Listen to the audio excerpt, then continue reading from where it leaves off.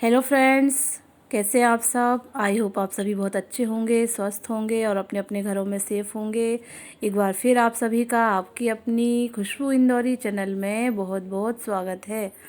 मैं सुबह की मॉर्निंग में कपड़े धो लिए थे। फिर चाय नाश्ता करने के बाद जब तक कपड़े टंगे हुए निचुड़ गए तो फिर मैं अब इनको फैला रही हूँ। और सुबह का काम क्या है दोस्तों, सुबह से ही नाश्ता पानी, खाना पीना, कपड़े धोना, यही सब लगा रहता है। और अब तो हमारे यहाँ फिर से लॉकडाउन हो गया है। 1 हफ्ते का लॉकडाउन बढ़ा दिया है। पहले तो 2 दिन का था, अब उसको बढ़ा के 16 अप्रैल और कहीं कहीं 19 अप्रैल तक भी बोल रहे हैं। तो फिर से वही इतिहास दोहरा रहा है। फिर से 1 साल पहले का समय फिर से आ गया है। हालांकि अच्छा तो नहीं लग रहा है, पर ये ज़रूरी भी है हमारी आपकी सेफ्टी के लिए। ये सब ज़रूरी भी है।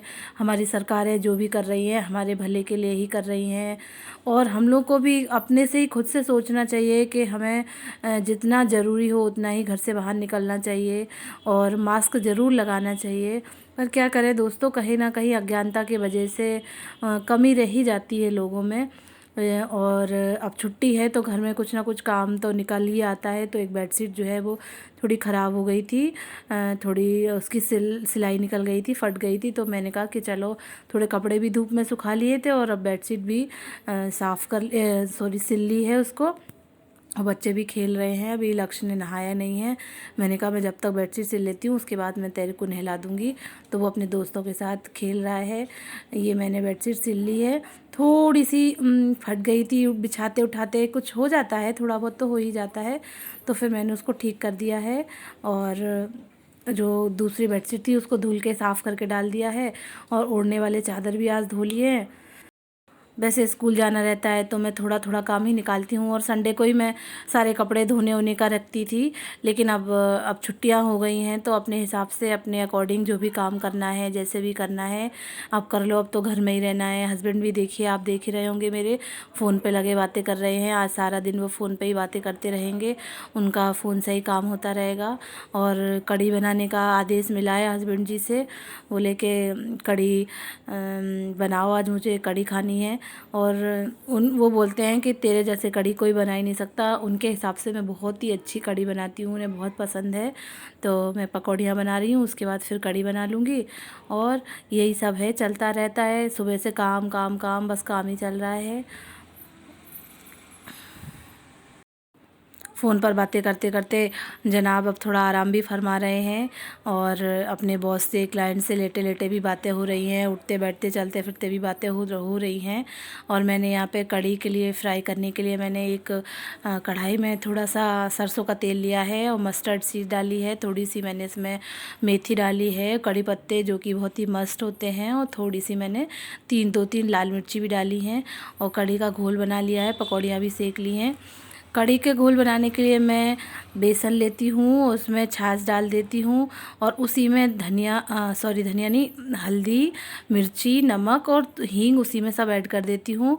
ऊपर से कुछ नहीं डालती हूँ, सब उसी में घोल में मिला लेती हूँ और डाल देती हूँ। ऐसी कढ़ी बनाना मैंने मेरी मम्मी से सीखा है। वो बनाती थी तो मैंने भी उनकी देखी तो मैं भी ऐसी बनाने लगी। मेरी सास को मेरे हाथ की कढ़ी बहुत पसंद थी। जब मैं पहली बार गई तो हमारे यहाँ कढ़ी दाल चावल का ही खाना बनाया जाता है, नई बहू बनाती है। तो मैंने फ़र्स्ट टाइम जब कढ़ी बनाई तो सभी हमारे परिवार के जितने भी बड़े बुजुर्ग थे उन्हें मेरे हाथ की कढ़ी बहुत ही अच्छी लगी। तो उस दिन के बाद से मेरी सास ने कढ़ी बनाना बंद कर दिया था। और सारी चीज़ें बना लेती थी वो, पर कढ़ी मुझसे ही बनवाती थी, मेरे हाथ से ही बनवाती थी कि तुम कढ़ी बहुत ही अच्छी बनाती हो। और मेरे हस्बैंड को भी मेरे हाथ की कढ़ी बहुत अच्छी लगती है, कहते तेरे जैसी कढ़ी तो कोई बना ही नहीं सकता है। और मुझे भी अच्छा लगता है, देखो जब कोई अप्रिशिएट करता है, कोई अच्छा ही करता है तो लगता है कि हाँ कुछ अच्छा ही बना होगा। तो कढ़ी बन के तैयार हो गई है। एक तरफ मैंने कढ़ी स्लो आंच पे रख दी है और मैंने कहा जल्दी जल्दी रोटियां भी सेक लूँ। वो बोले कि रोटियां सेक के रख लेते हैं, अपन तीनों साथ में ही खाएंगे। मैंने कई बार बोला कि गरम गरम कढ़ी है तो गरम गरम रोटियां भी मैं सेक रही हूँ, आप खा लीजिए। बोले नहीं, पहले रोटियां सेक लो पूरी, उसके बाद तीनों बैठ के ही खाएंगे। मैं कितना भी बोलूँ वो नहीं खाते। अगर हम लोग साथ में होंगे तो वो सिकवा के रोटियां रख लेंगे। मैं कितनी बार बोलूँगी कि मैं गरम गरम देती हूँ, पर वो नहीं खाते। वो कहते नहीं, हम तीनों साथ में ही खाएंगे। और फिर तू अकेली खाएगी क्या? तो फिर मैं भी कहती हूँ अच्छा ठीक है।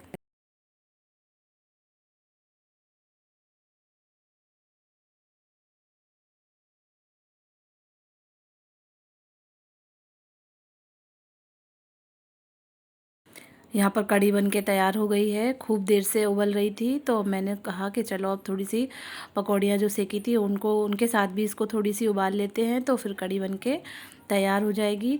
आप पकौड़ियाँ डालने के बाद 10 मिनट तक थोड़ा और उसको खौलने दें तो पकौड़ियाँ जो हैं उनमें अच्छे से सीज जाएंगी, यानी उनमें भी अंदर तक रस भर जाएगा। और अब खाने का समय हो गया है, दोपहर के करीब 2:30 बज गए हैं। तो अब हम लोग खाना खा रहे हैं। चावल बनाए हैं और कढ़ी बनाई है, पापड़ सेके हैं, रोटियां बनाई हैं।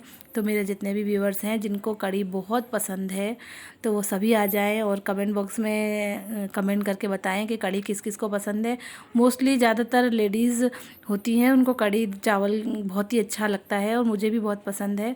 यहाँ लक्ष्य को चोट लग गई है तो अपने पापा को दिखा रहे हैं और चोट लगी है और उसकी जो कोहपट थी वो निकल गई खेलते खेलते, तो उनको दर्द हो रहा है, वो दिखा रहे हैं। मैंने कहा कि मैं पहले खाना खा लेती हूँ, उसके बाद फिर मैं तेरे को पट्टी लगा दूँगी।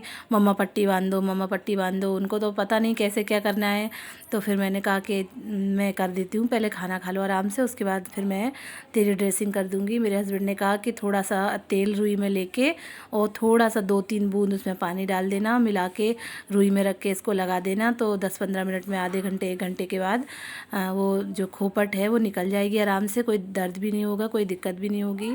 और लक्ष्य मोबाइल लेके आ गए हैं। बहुत गंदी आदत इनकी होती जा रही है, मैं इतना मना करती हूँ फिर भी कोई स्टोरी लगा के चला देते हैं और तभी खाना खाते हैं। मैं बहुत मना कर चुकी हूँ पर लड़का मानता नहीं है बिल्कुल। इसके पापा बिल्कुल सिर पे चढ़ा के रखे हैं इसको, वो मेरे को चिल्लाने लगते हैं, मेरे से ही डांटने लगते हैं, अरे बच्चा है, अरे बच्चा है। बच्चे को अच्छी आदतें ही सिखानी पड़ेंगी ना, तो वो कहते हैं अच्छा देख लेने दो, देख लेने दो। मैं अपना मोबाइल बहुत ही कम बाई चांस ही कभी देती होंगी, बस पापा पापा के लाड़ दुलारे हैं तो वो उन्हीं का ही मोबाइल लेता है। तो मेरे हस्बैंड परोस रहे हैं खाना अपने लिए, मेरे लिए, लक्ष्य के लिए। तो हम लोग अब खाना खा रहे हैं दोस्तों।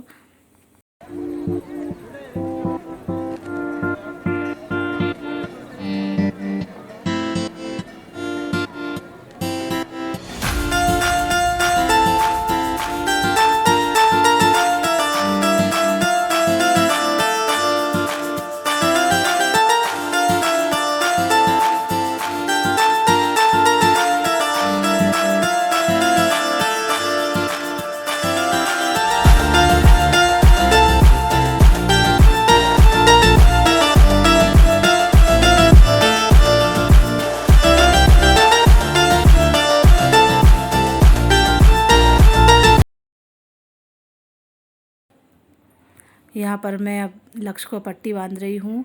खाना पीना हो चुका है, बर्तन भी धुल दिए हैं और लक्ष्य बहुत देर से आगे पीछे दौड़ रहे हैं, मम्मा पट्टी लगा दो, मम्मा पट्टी लगा दो। फर्स्ट टाइम वो पट्टी बंधवा रहे हैं अपने हाथ में तो उन्हें बहुत शौक भी लग रहा है। तो मैंने एक रुई में थोड़ा सा सरसों का तेल लिया है और उसमें थोड़ा सा पानी लगा दिया है, क्योंकि जो उसमें खोपट जम गई है ना चोट पर, तो वो आराम से निकल आएगी थोड़ी देर में।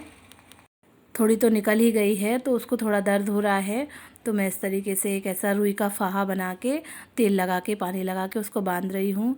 थोड़ी देर में ठीक हो जाएगा, बच्चा है, दर्द हो रहा होगा और बच्चों को थोड़ा शौक भी होता है, ड्रेसिंग होएगी, पट्टी लगेगी हमको थोड़ा सा, तो उनको थोड़ा शौक भी होता है। तो मैंने कहा कि तुम ऐसा करो, बंधवा के पट्टी थोड़ी देर सो जाना, तो वो आराम से थोड़ी लगी रहेगी तेल उसमें तो अच्छा रहेगा।